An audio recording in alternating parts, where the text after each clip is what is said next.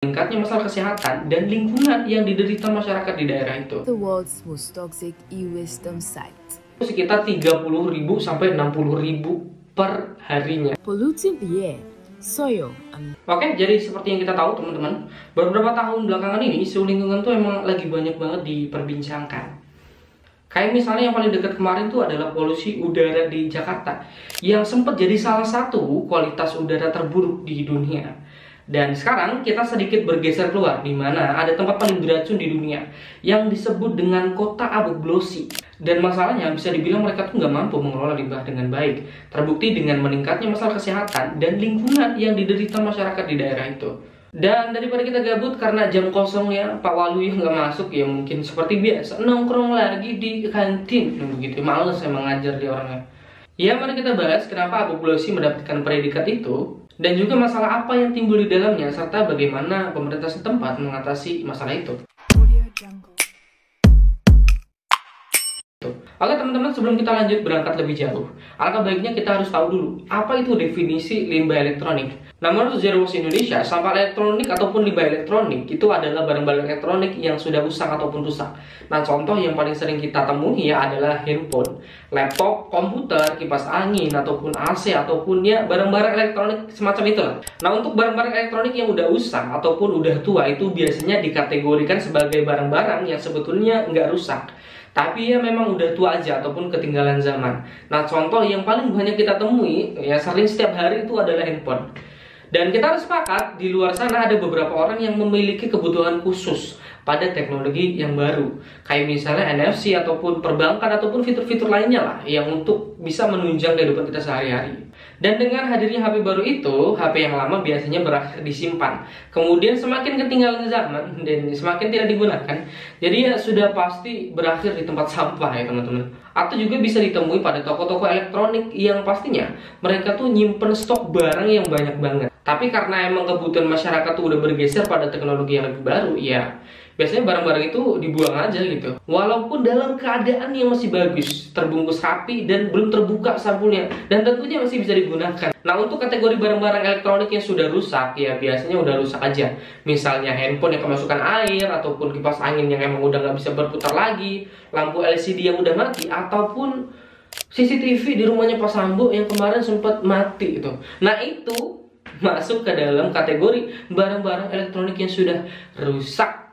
Menurut United Nations Institute for Training and Research, jumlah limbah elektronik semakin meningkat setiap tahunnya, dan itu dikarenakan adanya kemajuan teknologi dan konsumsi elektronik yang lebih tinggi, dan juga meningkatnya kebutuhan barang-barang elektronik dalam kehidupan sehari-hari kita. Menurut data The Roundup, di tahun 2021, dunia menghasilkan 57 ton sampah elektronik. Dan menurut statista, Cina adalah negara penghasil limbah elektronik terbanyak di dunia, disusul oleh paman kita ya, United States Kingdom dan juga Jepang.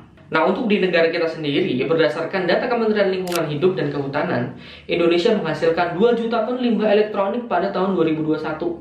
Dan 56%-nya sudah pasti berasal dari Pulau Jawa ya. Oke teman-teman, sekarang kita balik ke topik utama. Jadi Agbogblosi adalah sebuah kawasan di Arca, ibu kota Ghana, yang dikenal sebagai salah satu tempat pembuangan sampah elektronik ataupun EWAS terbesar di dunia. Sekitar 6.000 wanita dan anak-anak tinggal dan bekerja di sini. Nah, kota ini juga disebut sebagai kota Sodom dan Gomora, sebutan media barat untuk daerah kumuh di Agbogblosi, yang dihuni sekitar 100.000 orang. Nah, kalau menurut African East Country, media barat tuh terlalu melebih-lebihkan dan nggak bisa membedakan antara daerah kumuh di area itu dan tempat pembuangan limbah elektronik yang dipisahkan oleh Sungai Odal. Ya, jadi di Agbogblosi itu ada 2 daerah yang sebenarnya berbeda. Yang satu tempat pembuangan limbah, dan yang satu lagi pemukiman kumuh tempat para pekerja limbah elektronik tinggal. Nah, mereka tanda kutip media barat tuh mikirnya sama aja. Ya udahlah, dipanggil aja Sodom dan Gomora gitu, buat mempersimpel tujuannya. Yang padahal enggak tuh, kedua tempat itu tuh berbeda, apalagi dipisahkan oleh Sungai Odal. Nah, setiap tahun sekitar 250.000 ton komputer, handphone, AC, ataupun perangkat-perangkat elektronik lainnya dibuang ke tempat ini. Nah, ini uniknya. Kenapa aku bilang dibuang? Nah, untuk menjawab itu kita harus tahu dulu. Jadi untuk mengolah limbah elektronik menjadi barang-barang yang bisa digunakan kembali atau didaur ulang lah istilahnya. dibutuhkan biaya yang besar banget, baik karena harus memperhatikan aspek kesehatan, pekerja, ataupun lingkungan alam di sekitarnya. Jadi udah rahasia umum kalau negara-negara maju tuh lebih suka mengekspor sampah elektroniknya ke negara lain, khususnya negara berkembang, daripada mendaur ulang sampah elektroniknya sendiri. Alasannya ya karena mengekspor tuh jauh lebih murah daripada mendaur ulang sendiri. Gimana enggak? Soalnya rata-rata masyarakat di negara maju itu kan sangat memperhatikan isu lingkungan, di mana daur ulang sampah elektronik itu udah dipastikan akan merusak lingkungan dan juga kesehatan para pekerjanya. Karena tentunya berkaitan dengan penumpukan dan juga pembakaran limbah. Jadi seandainya mereka mendaur ulang sampah elektroniknya sendiri, ada banyak hal yang harus diperhatikan, kayak misalnya kesehatan para pekerjanya yang wajib terjamin dan juga resiko kerusakan lingkungan yang harus minim tuh. Dan itu semua mahal banget kalau dibandingkan dengan cuma mengekspor. Nah, hal inilah yang melahirkan kota Apoglossi, di mana pada saat itu dan mungkin bisa dibilang sampai sekarang, kesadaran masyarakat di negara berkembang akan isu lingkungan tuh emang rendah banget dan bisa dibilang terkesan minus jatuhnya gitu ya. Setuju ya? Lu pada masih suka buang sampah sembarangan kan? Ditambah lagi saat itu salah satu negara berkembang, negara Ghana, lagi pusing mikirin rakyatnya yang gak punya pekerjaan. Nah, muncullah solusi yang tadi itu. Negara maju yang ingin membuang sampah elektroniknya dan negara Ghana yang lagi membutuhkan pekerjaan untuk rakyatnya. Jadi cocoklah tuh dibangun kesepakatan antara keduanya untuk ekspor impor limbah elektronik. Nah, masalahnya kesadaran masyarakat akan kesehatan dan lingkungan di negara berkembang itu sangat rendah banget. Para pekerja yang mendaur ulang di Apoglossi itu bisa dibilang mereka melakukan tugasnya tuh dengan asal-asalan banget. Nah, untuk proses daur ulang sampah elektronik itu sendiri, yang pertama adalah pembongkaran barang-barang elektronik, lalu disortir mana bagian-bagian elektronik yang masih bisa digunakan dan mana bagian-bagian elektronik yang langsung bisa dijual, kayak misalnya plat, aluminium, dan juga besi. Nah, sedangkan bagian-bagian yang nggak bisa langsung dijual, kayak misalnya kabel ataupun ban mobil, biasanya para pekerja akan membakarnya terlebih dahulu untuk mengambil logam dan tembaga di dalamnya.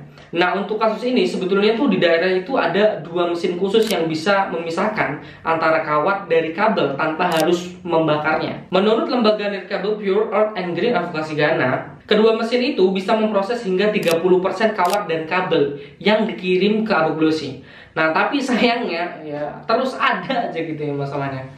Kedua mesin itu tuh nggak bisa beroperasi setiap hari karena alasan tertentu. Jadi ya mau nggak mau pekerja itu terpaksa membakar untuk memisahkan tembaganya. Nah, masalahnya ketika para pekerja ini melakukan proses daur ulang, mayoritas dari mereka itu bekerja tanpa pakaian pelindung, tanpa dibekali pelatihan, dan tanpa tindakan kesehatan yang serius. Udah mulai kebayang belum? Mereka bongkar-bongkar sampah, kemudian ya dibakar gitu ya, tanpa sedikit pun alat pelindung diri gitu ya. Bahkan masker pun itu mereka nggak pakai gitu. This is Apoglossi.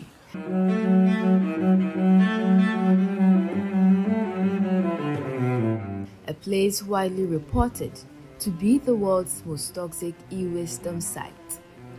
With an estimate of over 171,000 tons of e-waste processed annually, this area in Accra, Ghana, has for decades been classified as a destination for electronic waste from developed countries where the e-waste is dismantled and burned by informal workers in hazardous conditions, polluting the air, soil, and water.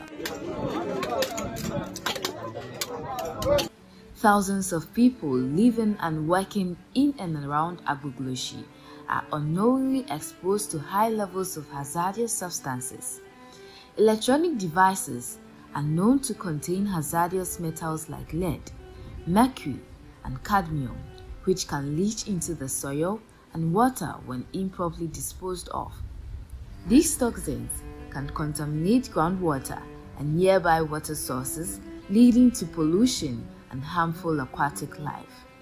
Also, e-waste produces harmful greenhouse gases when burned, contributing to climate change. When people are exposed to toxic substances found in e-waste, it can lead to a range of health problems. For example, lead exposure can cause neurological damage, while mercury exposure can lead to kidney damage.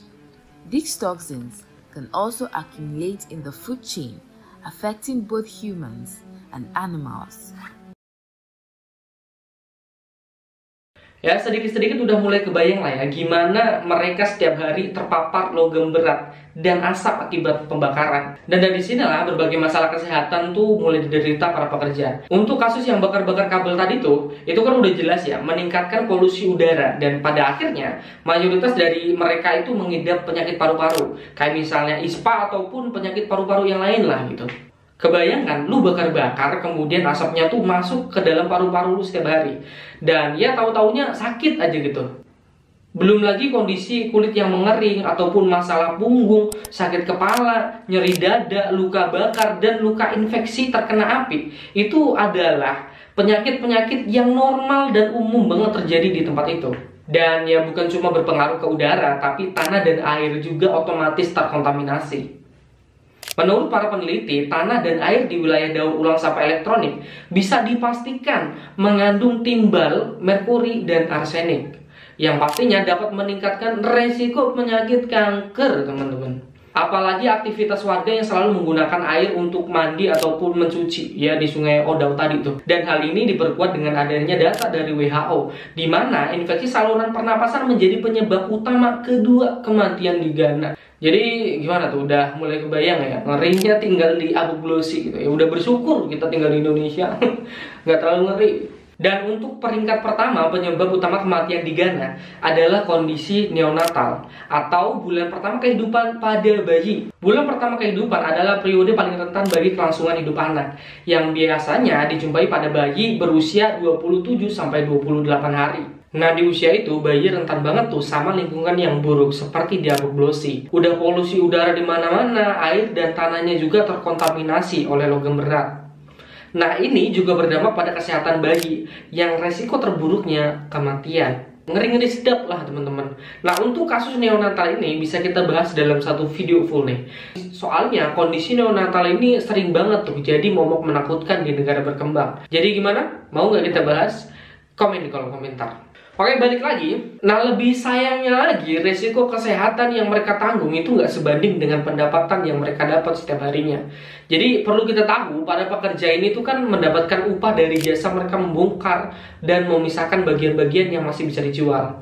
Jadi itu semua tergantung pada banyaknya sampah elektronik yang mereka bongkar setiap harinya. Semakin banyak yang bisa mereka bongkar ya, semakin banyak juga upah yang bisa mereka dapatkan setiap hari. Nah, kalau menurut Equal Times, logam yang diperoleh dari proses pembakaran dijual berdasarkan beratnya.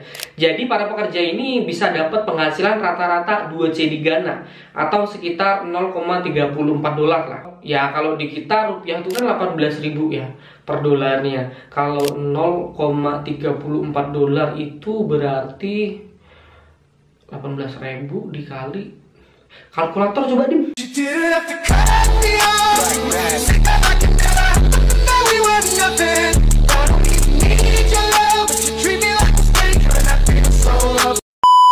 Atau kalau dirupiahin sekitar 5.400 perak. Nah, untuk tembaga sendiri itu dihargai 2,25 dolar atau sekitar 36.000 rupiah. Sedangkan besi dihargai sekitar 0,17 dolar atau sekitar 2.700 perak. Dan untuk rata-ratanya mereka tuh bisa mendapatkan perharinya 30 sampai 60 CD Ghana. Ya kalau di kita itu sekitar 30.000 sampai 60.000 per harinya. Gimana? Ada yang miris sama apa yang mereka alami di sana? Lu kerja setiap hari panas-panasan, kotor-kotoran, ditambah lagi resiko kesehatan yang mengancam di depan mata. Itu lu cuma dapet 30.000 sampai 60.000 setiap hari ya, sangat tidak worth it teman-teman. Tapi inget, itu kalau misalnya lu kerja di hari itu. Kalau misalnya lu nggak kerja, ya berarti di hari itu lu nggak makan. Karena emang basicnya mereka itu kan pekerja informal. Jadi kalau mereka nggak kerja, ya udah lepas aja hari itu nggak makan gitu.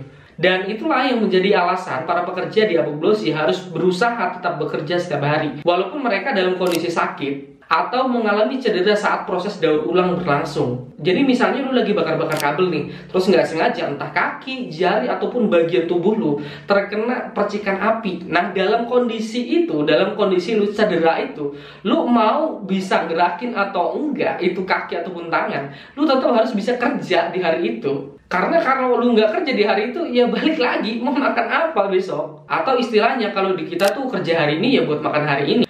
Ya gimana enggak, orang mereka kerja cuma dapat 30.000 sampai 60.000 per hari, mau mengharap apa teman-teman? Ada yang mulai bersyukur tinggal di Indonesia, tapi kayaknya kita harus emang bersyukur tinggal di Indonesia. Karena kalau misalnya kita nggak punya duit, karena duit kita habis main judi online, itu kita nggak usah khawatir besok mau makan atau enggak, karena dapat bansos kan? Iya nggak sih? Oke, balik lagi. Nah, tapi dengan adanya masalah-masalah ini, pemerintah Ghana tuh juga nggak tinggal diam. Masih menurut Echo Times, pemerintah setempat itu bekerja sama dengan German Development Agency atau JIS, atau Badan Pembangunan Jerman.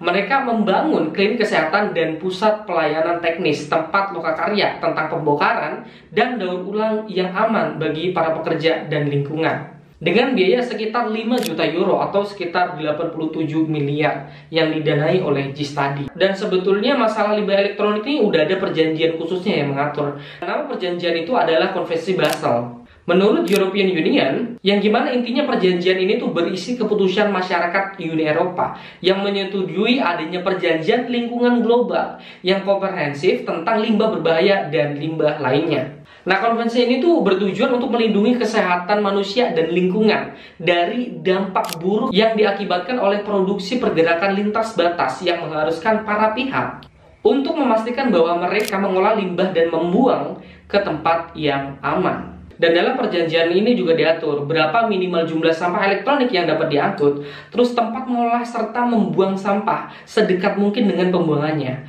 Plus juga mencegah dan meminimalisir timbunan tanah dari sumbernya.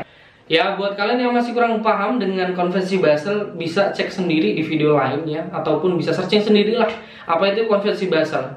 Dan sekian video pertama ini dibuat buat teman-teman yang pengen nambahin ataupun yang mengkritik apa yang kurang, ya silahkan ditambahkan di kolom komentar. Kita diskusi di situ dan sekian videonya. Terima kasih dan sampai jumpa.